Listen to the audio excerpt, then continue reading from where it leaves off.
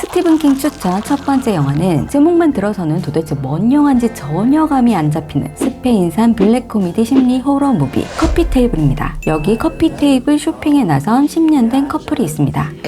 여자는 테이블의 개똥 같은 외모가 마음에 들지 않았는데요. 문제는 남자 쪽 취향이 개똥이었던 겁니다. 급기야 테이블 싸움이 아기 출산 싸움으로까지 번지면서 결국 반항심이 폭발한 남자는 여자가 끔찍해도 싫어하는 테이블을 기어코 사고야 마는데요. 하지만 그날 오후 남자의 반항에 꼬라지가 난 여자는 아기와 남편만 남겨둔 채 집들이 준비를 위해 장을 보러 가버립니다.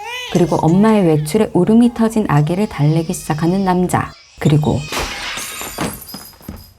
아기에게 끔찍한 사고가 터지고 맙니다. 바로 그 남자가 고집을 부려서 산 커피 테이블 때문이었죠. 끔찍한데 끔찍하게 재미있다. 스티븐 킹의 코멘트처럼 아들이 죽었다는 사실도 모른 채 그저 남편이 산 테이블이 망가졌다는 사실에 자지러지게 웃고 또 손님들에게 아들 방을 자랑하는 아내와 이를 지켜보는 남편의 모습이 너무나 끔찍했지만 완전 숨죽이며 몰입해서 본 영화였네요. 여러분도 꼭 한번 보시길 추천드리고요. 단 아기가 있는 분들은 패스하시는 게 좋겠습니다.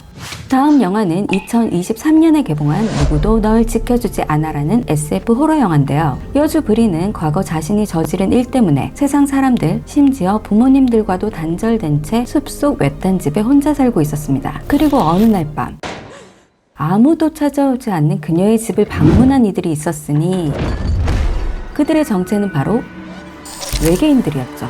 다짜고짜 공격하는 외계인과 사투를 벌인 결과 어찌저찌 첫날 밤 위기를 넘긴 브리는 마을 사람들에게 도움을 청해보려고 하지만 이미 그들은 외계인의 숙주가 되어 정신을 지배당하고 있는 상태였죠.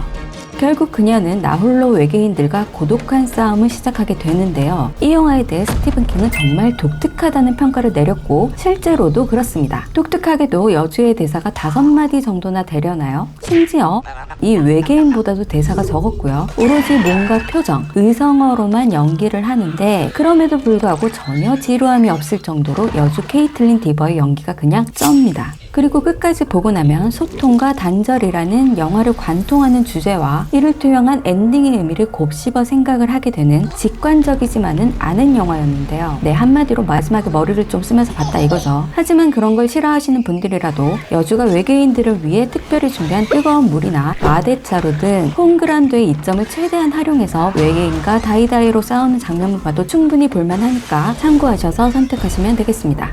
이 영화는 미쳤어요. 다음은 스티븐 킹과 저의 의견이 일치한 작품, 잭 크레거 감독의 장편 데뷔작 바바리안입니다. 여주 테스는 직장 면접차 디트로이트의 한 에어비앤비에 묵게 됩니다. 주변은 버려진 폐가들만 가득한 황폐한 동네였죠. 그리고 숙소를 향하던 그녀를 향해 한 남자가 미친 듯이 달려오는데요. 그리고 아슬아슬하게 벗어난 테스에게 남자는 이렇게 외칩니다. 구독, 좋아요 부탁드려요. 죄송합니다. 영화 바바리안은 공포 영화의 전형적인 클리셰 중에 하나죠. 절대 내려가서는 안 되는 지하실이라는 공간에 내려간 주인공이 공포스러운 존재와 맞닥뜨리게 된다는 스토리인데요. 하지만 딱 거기까지. 그 외에는 제 예상대로 흘러가는 게 거의 없었습니다. 예를 들면 이런 거죠. 여주가 숙소에 도착한 첫날 밤 이중 부킹으로 어쩔 수 없이 함께 지내게 된 남자가 있었습니다. 심지어 행동거지 하나하나가 아주 수상한 남자였죠. 결정적으로 여주가 지하실에 내려간 이유도 이 남자 때문이었는데요. 하지만 아무 의미 없었고요. 또 공포물을 보면서 바로 몇 분 전에 사람 눈알을 파내서 죽인 가해자가 피해자보다 더 불쌍하게 느껴지는 요상한 감정도 느꼈는데요. 일각에서는 과대평가된 작품이라는 평가도 있긴 하지만 개인적으로는 참 재미있게 봤고요.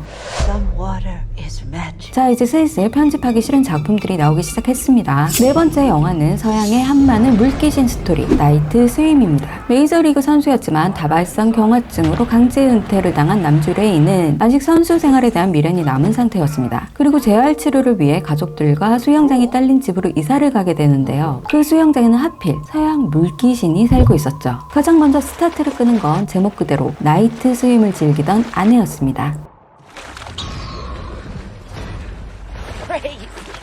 무시무시한 눈초리로 노려보던 남편을 본 듯 했지만 그건 남편이 아니었죠. 그리고 서양 물귀신은 신기하게도 밤낮을 가리지 않나 봅니다. 이어서 바톤 터치를 한 건 수영장에서 장난감을 찾던 아들이었는데요.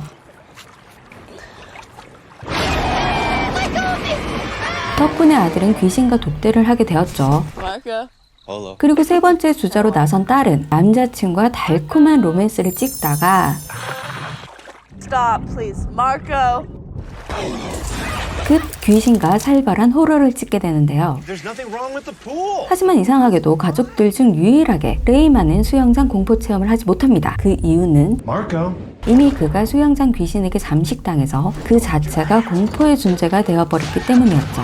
이 작품은 스티븐 킹이 무려 스필버그 감독의 초창기 영화 같다면서 최근 최애작 중 하나라서 엄청 기대하고 봤는데요. 아쉽게도 이 영화에 대한 제 감상평은 스티븐 킹보다는 박평식 평론가에 가까웠네요. 네, 별로였단 말입니다. 그럼에도 불구하고 궁금하신 분들은 넷플로 가보시면 되겠습니다. 남은 두 작품은 진심 편집하기 싫었습니다. 먼저 2023년에 나온 프랑스 공포영화 인페스티드는 보이시죠? 거미가 나옵니다. 저는 거미 공포증이 있고요. 그러니까 저 같은 분들은 이 영상도 스킵하시고요. 빈민가 아파트에 사는 희귀 파충류와 곤충을 수집하는 주인공 케일럽이 독거미인 줄도 모르고 사막 거미 한 마리를 사게 되는데 알고 보니 그 독거미는 번식력이 장난이 아니었고 곧 수천 마리로 불어나서 아파트 주민들을 싹 다 죽이고 다니게 되죠. 살아남은 주인공 일행이 거미를 피해서 탈출을 시도해보지만 없이 사는 사람들은 다 죽어도 된다는 건지 총을 든 경찰들이 아파트를 봉쇄해버립니다. 네, 심플한 스토리지만 계급 갈등 같은 사회적 메시지도 담고 있고 또 거미와의 사투 과정에서 적나라하게 드러나는 인간의 본성을 다루고 있는 영화이기도 한데요. 저는 본 게 이 작품뿐이라 잘 모르겠지만 아라크네의 비밀, 프릭스, 스팅 등 거미를 소재로 한 기존의 공포 영화를 뛰어넘는 수작이라는 평들도 많더라고요. 스티븐 킹 역시 무섭고 징그럽고 잘 만들어졌다는 평가를 했지만 개인적으로는 그저 징그러움만 남은 작품이었네요. 슬래셔가 필요하다면 이 영화다. 스티븐 킹 추천 마지막 영화는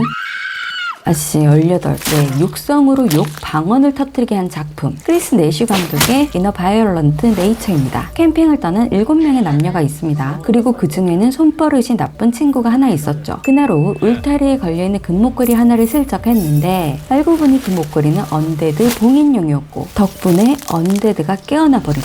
그리고 자신의 소중한 목걸이를 훔쳐간 일행들을 하나하나 도륙하기 시작하는데 머리 절단 정도는 아주 기본이고요. 롤모델이 요기 다니엘인 건지 피해자의 머리를 꺾어서 등으로 빼내기도 합니다. 심지어 언데드 주제의 기계에도 밝아서 깍둑 썰기도 아주 잘하는데요. 진짜 도대체 왜 이렇게까지 하는 건데 살인 장면들마다 어찌나 잔인한지 시카고 영화제에서 상영될 때 실제로 토하는 관객도 있었다고 합니다. 시원하게 쌍욕 한번 내지르고 싶은 분들이 아니시라면 패스하시고요. 이상 스티븐 킹과 함께한 잡순이었습니다.